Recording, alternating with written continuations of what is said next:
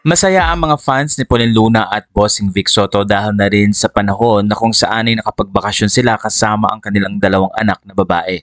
Ilang mga photo ang binahagi ni Pauline na kung saan ay very sweet nga siya sa kanyang asawa at pati na rin sa mga anak. Ayon kay Pauline, pure bliss ang makasama ang kanyang pamilya.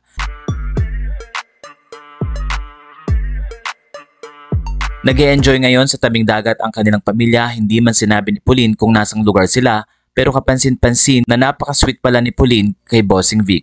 Habang nagpapahinga si Bossing Vic ay inaayos at nililinis pa ni Pauline ang mga kuko nito. Kaya naman ayon sa mga fans talaga namang sobrang love ni Pauline si Vic Soto. Narito ang ilan sa mga highlights ng kanilang travel na ito.